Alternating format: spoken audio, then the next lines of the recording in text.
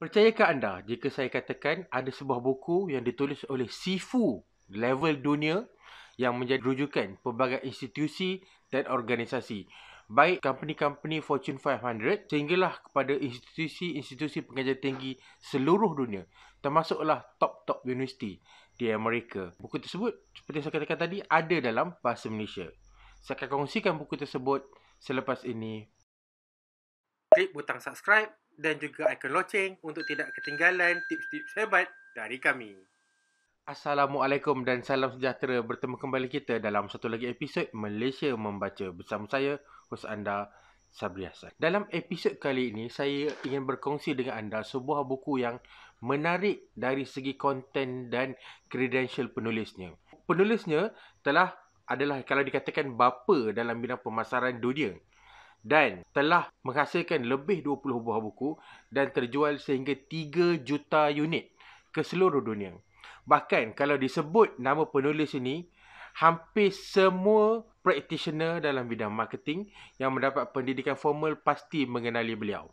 Buku-buku beliau menjadi rujukan bukan setakat universiti-universiti di Malaysia, tetapi juga Ivy League universities di Amerika dan di seluruh dunia.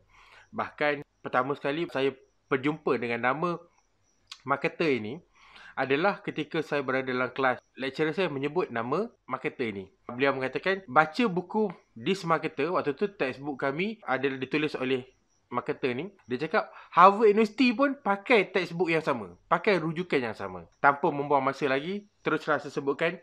Buku yang saya maksudkan adalah Kotler on Marketing. Penulis yang saya maksudkan adalah Philip Kotler. Ini bukan orang Malaysia. Okey, saya kena clarify. Bila saya cakap dalam bahasa Malaysia tadi, ini adalah terjemahan. Ini adalah satu peluang besar sebenarnya.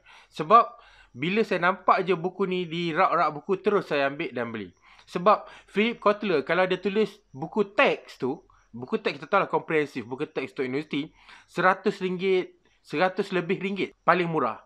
Tetapi bila buku ni pada harga RM30 saja, saya beli di MPH, mengandungi semua prinsipal-prinsipal dalam bidang marketing yang biasanya disebut oleh Philip Kotler, biasanya dihuraikan oleh Philip Kotler dalam buku-bukunya yang lain. Saya terus beli. Sebab Philip Kotler ni dianggap bapa pemasaran, bapa di bidang pemasaran ataupun mahaguru bidang pemasaran. Dengan dia punya work dia yang paling masyhur adalah 4P. Okey, kalau anda ambil MBA ke, Master of Business Administration, ataupun mana-mana bidang pemasaran sekalipun di universiti, anda tak akan terlepas daripada mempelajari 4Ps ni. Price, Product, Promotion and Place. Ini dia panggil macam asas kepada bidang pemasaran. Apa-apa kita nak marketkan apa-apa sekalipun, 4P ni memainkan peranan yang penting. Macam mana kita nak create marketing campaign untuk sesuatu tu, dan apa yang menentukan kejayaan ataupun kegagalan satu-satu marketing campaign. Macam mana sesebuah company tu dia nak plan supaya nak meet sales target dia, ataupun macam mana dia nak berkembang ataupun nak menembusi satu-satu pasaran. Macam mana kalau Apple nak pasarkan iPhone dia, kenapa dia letak harga mula-mula dulu 1900, 2000. Kemudian flagship dia, iPhone yang paling top, model yang paling top tu naik daripada 2000 kepada 2002, 2500, 3000, 3500 dan sekarang 5000 lebih. Kenapa dia tak maintain? Kalau dulu dia jual iPhone dia pada harga 2000, kenapa tak maintain pada harga 2000? 2000 pun mahal. Kenapa naik sampai 5000? Apa thinking behind that? Okey, jadi organisasi yang besar macam ni, dia ada think tank dia. Think tank dia, bila nak menembusi sesuatu pasaran, bila nak capture sesuatu market itu, dia ada dia punya analisis dan ada dia punya strategi. Most probably, marketer, the brain behind the strategi adalah orang yang membaca buku Philip Kotler, ataupun pernah, kalau tak baca buku pun, ambil kursus yang menggunakan teks pengajaran Philip Kotler sebagai rujukan. Berkata macam ni lah. Macam kita belajar kita kat Malaysia ni, kita gunakan mazhab Imam Syafi'i. Okey, Philip Kotler ni Imam Syafi'i dalam pemasaran. Jadi kita bukan belajar daripada tok guru lain, ustaz-ustaz lain. Tapi biasanya dia punya Principle tu datang daripada Philip Kotler. Saya nak put in your mind betapa besarnya Philip Kotler ni dalam bidang pemasaran. Saya nak juga sentuh, kalau orang cakap ini theoretically, ini teori je, teori. Lecturer universiti mana ada buat bisnes, etc. Saya akan cover sekejap lagi. Saya akan address isu tu sekejap lagi. Tetapi sebelum tu saya nak cerita dulu mengenai buku ni.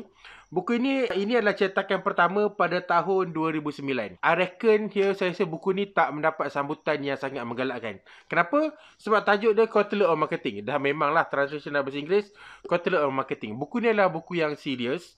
Dia bukanlah macam mana nak buat duit dengan pasal. Yes, kalau buku-buku dengan title yang catchy-catchy macam tu, dia mungkin lebih menarik minat orang kita untuk membacanya.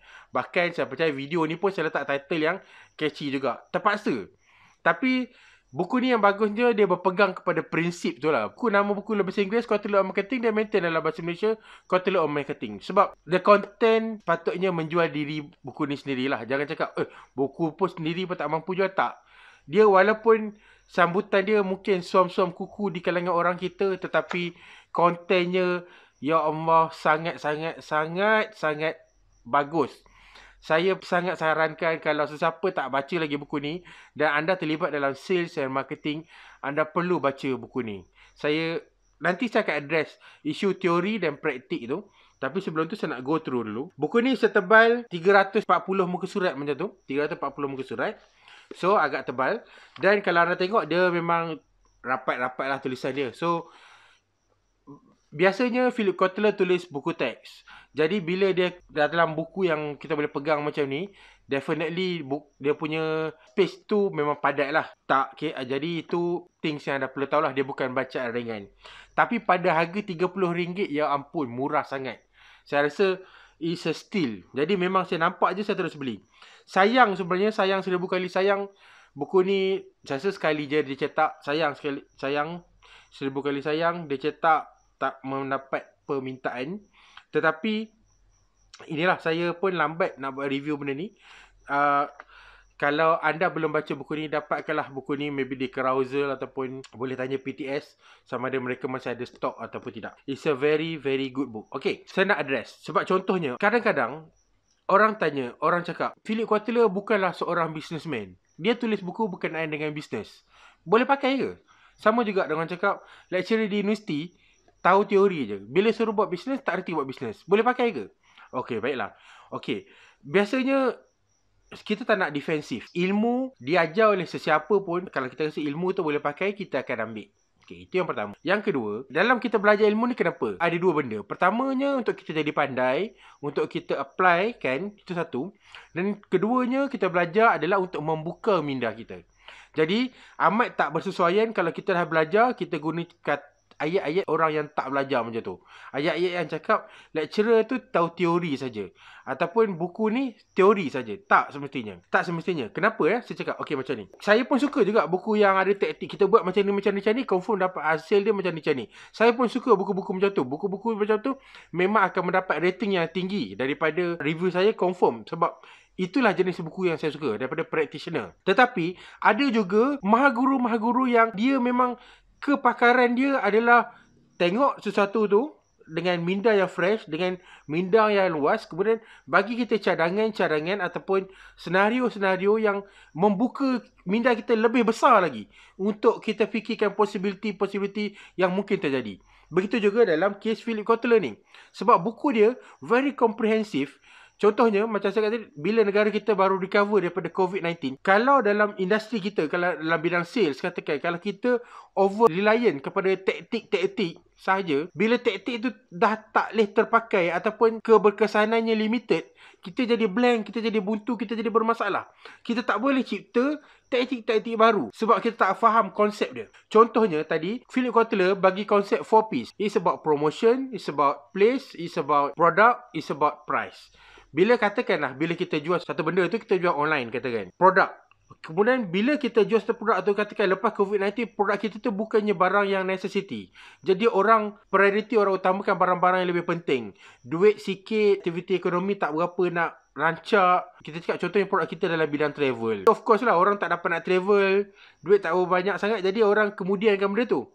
Tapi kalau kita faham, salah satu elemen daripada untuk kita market satu benda tu adalah P produk, kita boleh revisekan produk kita. Kita tak adalah stuck. Kalau kita fokus on taktik je, macam mana aku nak increase sale, aku kena buat Instagram ad, aku kena buat ad dalam Instagram ke, ataupun Facebook ad, nak kena spend banyak lagi ke, ataupun macam mana, dia dah stuck dah. Sebab dia nampak Facebook tu sebagai medium, dia tak nampak internet tu sebagai media promotion lebih besar, dia tak nampak dunia reality, dunia nyata ni satu lagi medium pemasaran, mungkin boleh advertise dekat specific location, stesen bas, airport, etc.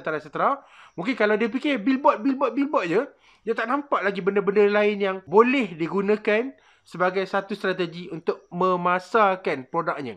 Jadi, walaupun ekonomi merodom, tetapi kalau dia ada awareness of apa tools yang available kepada dia untuk memasarkan produk dia, dia mungkin boleh buat lebih baik. Dia mungkin boleh overcome the difficulty tu. Dia mungkin boleh, walaupun ekonomi merodom, tapi meningkatkan sales dengan cara yang unconventional. Itu kenapa kita kena baca buku-buku yang macam ni. Sebab dia bukan cerita saja buat macam ni, tapi dia cerita kenapa kita buat macam ni. Dan contoh-contoh company yang pernah mengalami proses yang sama, mengaplikan prinsip yang sama. Jadi, once kita dah faham prinsip, kita boleh buat taktik kita sendiri tanpa kita terikat kepada satu-satu taktik yang kita dah biasa dan comfortable. Bak kata macam nak cakap, teach a man how to fish, dia boleh eat fish every day. Kalau you give a man a fish, dia hanya boleh makan ikan satu hari tu je lah. Jadi ini perbezaan antara taktik dan strategi. Dan buku-buku macam Mahaguru, macam Philip Kotler ni digunakan oleh company-company besar untuk devise, untuk develop dia punya strategi. Macam mana nak masuk into a new market. Dan kalau anda, katakan anda small business sekalipun, katakanlah anda cuma syarikat yang menawarkan package umrah, katakan. Small business je, ada bawah daripada 50 orang staff. Benda ni masih applicable. Sebab contohnya, anda jangan start umrah saja. Anda boleh tawarkan package ziarah ke Turki, nak cari ibrah, macam-macam. Jadi buku-buku yang macam ni lah yang akan membantu membuka minda anda. Membuka minda kita semua. Jadi jangan macam, alah ni teori je, Mak Saleh ni tahu apa market Malaysia. Tak. Kita jangan sombong macam tu.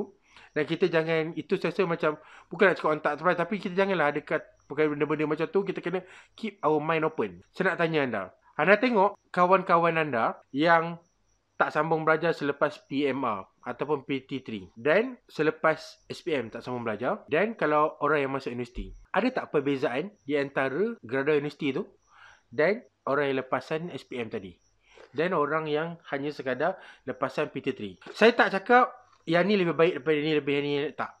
Lecturer saya pun tak cakap macam tu. Yang penting adalah ada perbezaan cara berfikir. Kita nak cara berfikir tu, kita nak open mind tu je. Kita tak nak, oh lah, sama je budak universiti pun menganggur. Jadi anda bezakan orang cakap macam tu, dia punya level berfikir dia.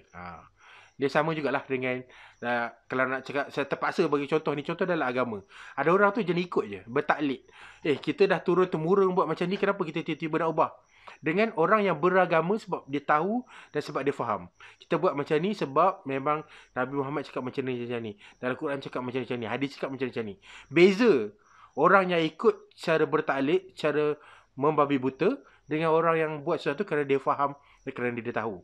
Jadi itu perbezaannya. Kita belajar konsep dan kita belajar taktik. Jadi anda pilih, anda nak jadi mana satu. Tak ada yang ni lebih baik daripada ni, ya tak ada. Anda cuma pilih, anda nak jadi orang yang level macam mana.